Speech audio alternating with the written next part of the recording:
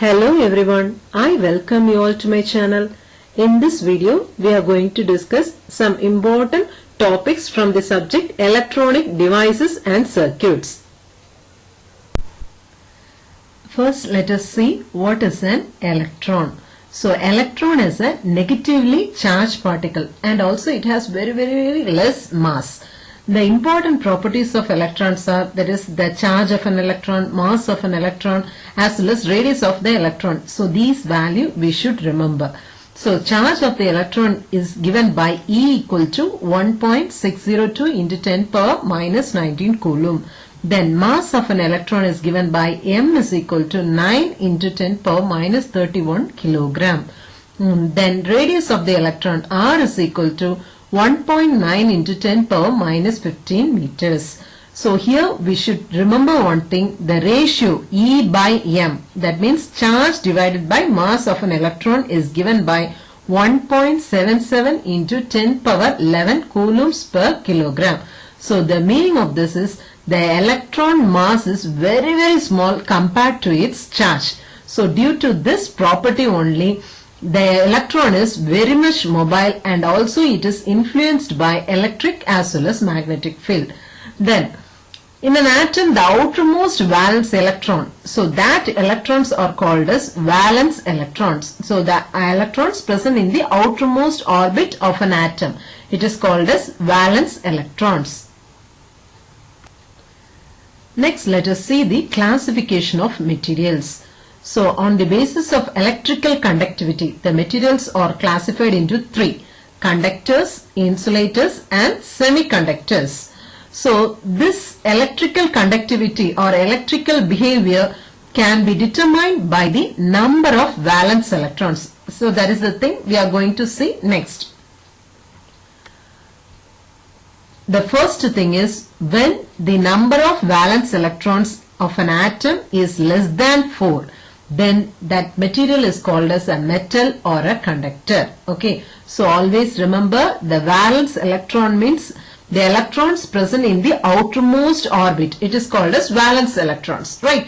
So if the number of valence electrons is less than 4, then it is called as a metal or a conductor. Examples: sodium, magnesium and aluminium. For sodium, the valence electron is 1. Then for magnesium, the valence electron is 1, 2. Then for aluminium, the valence electron is 1, 2 and 3. So these are all metals or a conductor. Next, when the number of valence electrons of an atom is more than 4, then that material is usually a non-metal or an insulator. That means it will not conduct current. Okay. So the valence electron is more than 4. So here the example is nitrogen, sulfur and neon. For nitrogen, the valence electron is 5. 1, 2, 3, 4 and 5. Then for sulfur, the valence electron is 6. Similarly, for neon, the valence electron is 8. So these are called as insulators or non-metals.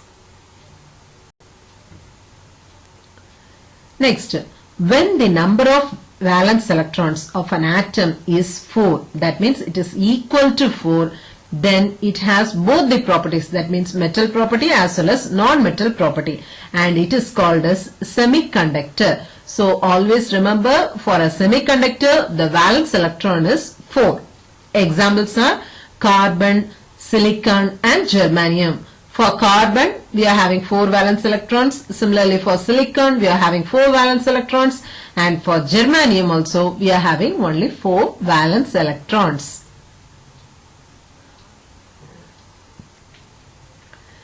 Next, let us see what is the free electrons. So, the valence electrons which are very loosely attached to the nucleus of the atom, it is called as free electrons. So depending upon this also, the materials are classified as conductor, insulator and semiconductor.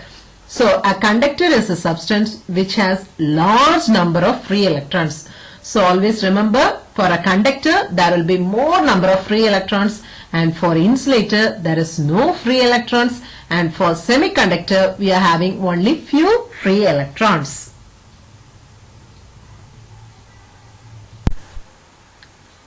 Next, based on the topic discussed, we are going to see some important multiple choice questions.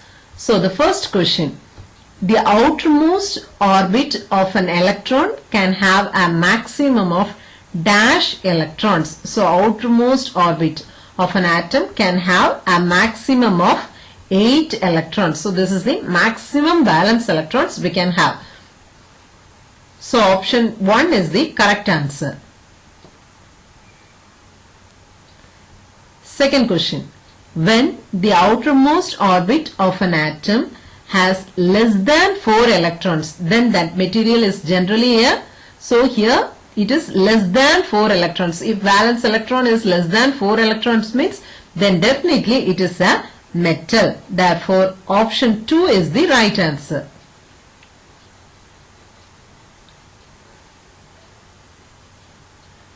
Next question, the valence electrons have dash. Option 1, very small energy. Option 2, least energy. Option 3, maximum energy. Option 4, none of the above. So the valence electrons have maximum energy. Don't forget it, always valence electrons have maximum energy. So option 3 is the right answer. Next question, a large number of free electrons exist in option 1, semiconductors, option 2, metals, option 3, insulators, option 4, non-metals. So large number of free electrons exist only in metals. Therefore option 2 is the right answer. Next question, when the outermost orbit of an atom has exactly 4 valence electrons, then that material is generally option 1, metal, option 2, non-metal, option 3, semiconductor, and option 4, insulator. So the correct answer is option 3, semiconductor.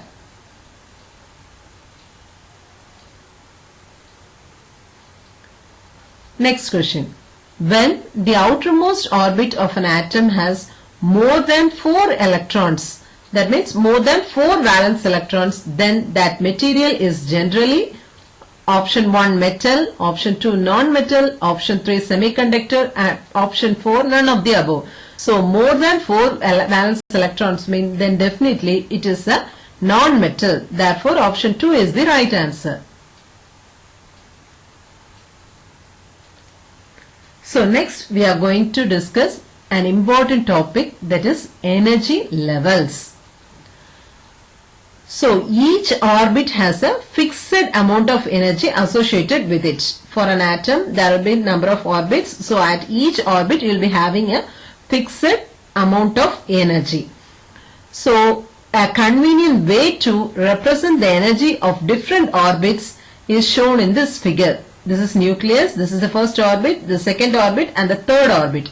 So first orbit energy level is R1, second orbit energy level is R2, and third orbit energy level is R3. So this diagram is called as energy level diagram.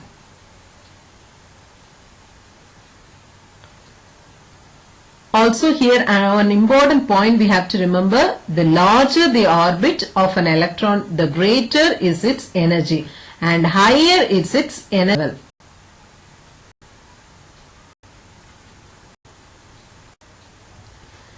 Next let us see what is energy band. So the range of energies possessed by an electron in a solid is known as energy band. So the range of energy. So here we are having for third band we are having, this is the range of energy. Then for second band we are having the range of energy. Similarly for the first band we are having range of energy. So these are called as energy bands.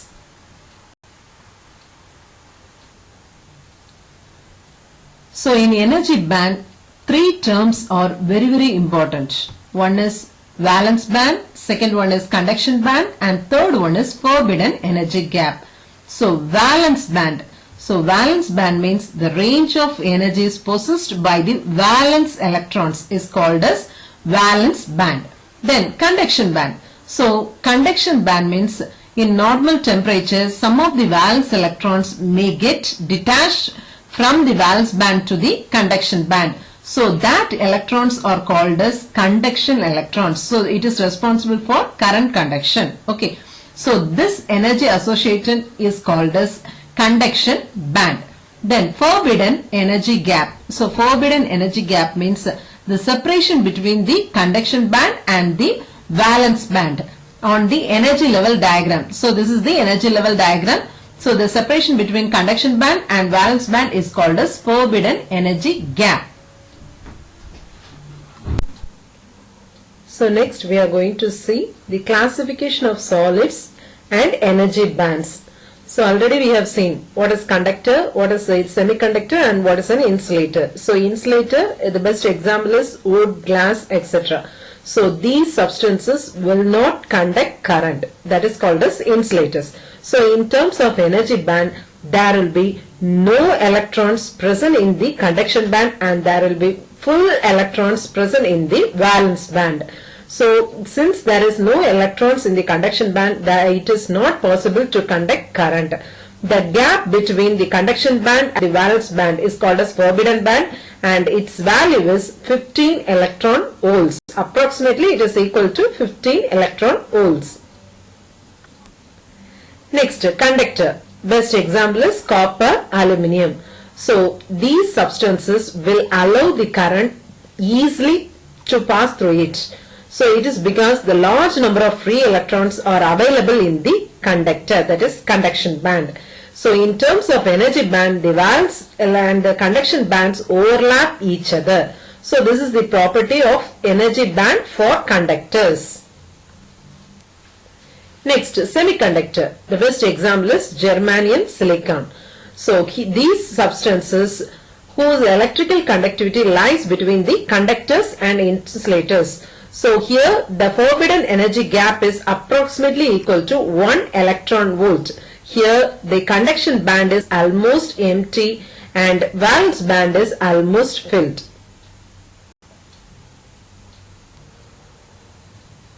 So next we are going to see the important properties of the semiconductor. First thing is almost full valence band.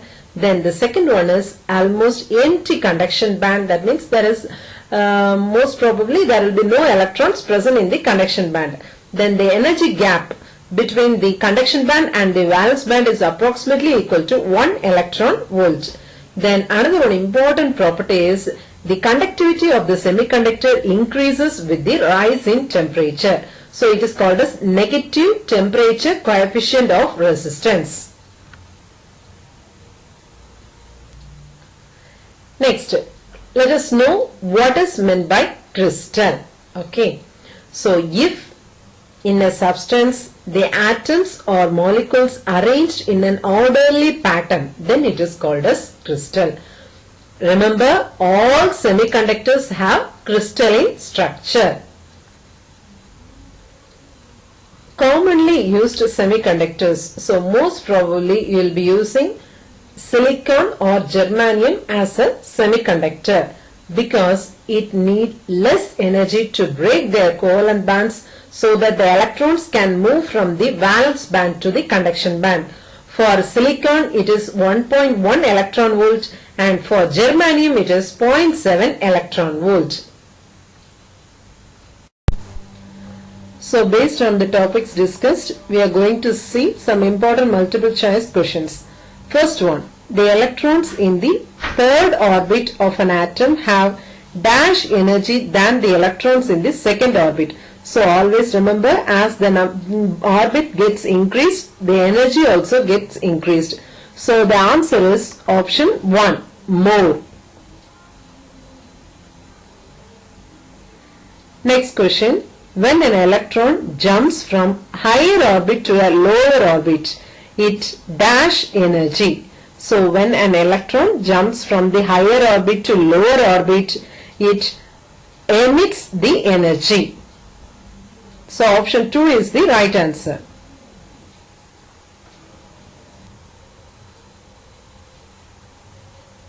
Next question, which of the following is quantized according to Bohr's theory of atom? So option 1, linear momentum of electron. Option 2, linear velocity of electron. Option 3, angular momentum of electron. Option 4, angular velocity of electron. So according to Bohr's theory, the correct answer is angular momentum of electron. Next question. A semiconductor has dash band. So for semiconductor, almost empty valence band or almost empty conduction band or almost full conduction or none of the above. So for semiconductor has almost empty conduction band. So option 2 is the right answer. Next question. The electrons in the conduction band are known as dash. So the electrons present in the conduction band are called as free electrons. So option 3 is the right answer. So the electrons present in the valence band is called as valence electron and the electrons present in the conduction band is called as free electrons. Next question. In insulators, the energy gap between valence and conduction band is very large. So option 1 is the right answer. Next question. In a conductor, the energy gap between the valence and conduction band is very small. So option 3 is the right answer. Next question. According to Bohr's theory of atom, an electron can move in an orbit of certain radius. So option 2 is the right answer. In a semiconductor, the energy gap between the valence and conduction band is about approximately 1 electron volt. So option 4 is the right answer. The energy gap between valence and conduction band in insulator. So in insulator, the value is 15 electron volt. So option 1 is the right answer. I hope this video is very useful for you. If you like this video, kindly subscribe my channel and share with your friends. In the next video, we can discuss about the intrinsic and extrinsic semiconductor. Thank you.